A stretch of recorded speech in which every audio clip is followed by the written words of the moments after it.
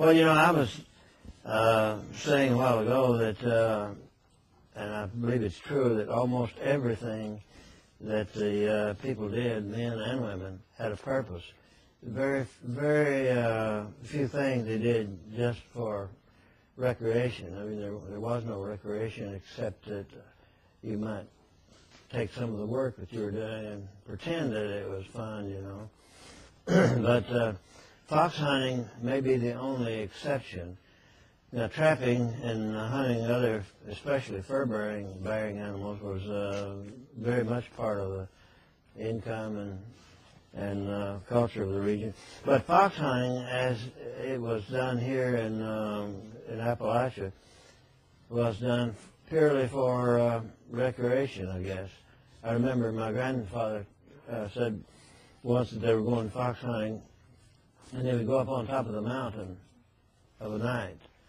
And they would get up on top of that big, what they call a big ridge, and build a fire, and maybe they had some sweet potatoes and some bacon. They'd sit there all night and listen to the hounds. Well, there was 3 or 4 of the neighbors, and each person could tell his hound's bark, the baying of the hound.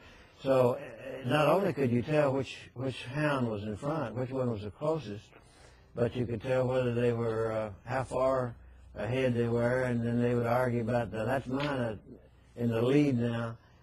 And the next morning, after spending the entire night, they never caught the fox. That wasn't the purpose. But the fox would run up the ridge for a mile or 2 or 3, almost out of hearing distance, and over to another ridge. They knew pretty much where the fox was going, and they would say it's kind of Handy Stooksbury's place now.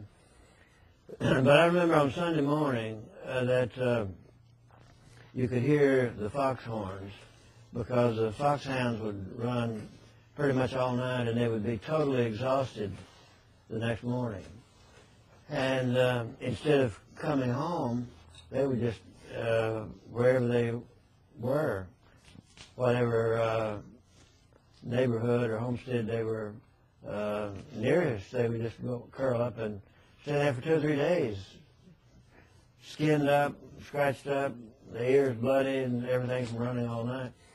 So the old men would be going around while they were supposed to be going to church on Sunday morning, blowing these foxhorns. And each foxhorn had a distinctive sound, and the hope was that their respective dogs would hear their respective foxhorns and would come in. This one belonged to an old gentleman up on Wilhoit Creek in Sevier County, not too far from Sevierville, and his name, did I say, Tally Breeden.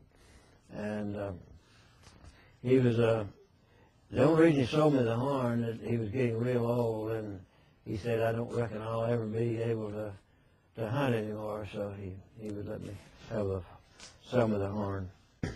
Well, there's a thick outer covering on the horns that you would have to, this was actually the outside, and then inside here you had a layer that was pretty thick, maybe maybe a half an inch, or at least 3/8 of an inch.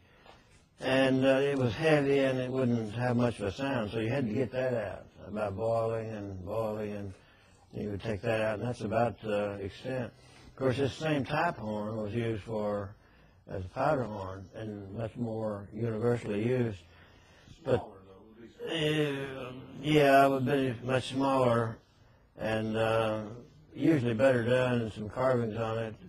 And of course, it had a plug that went in the end of it here.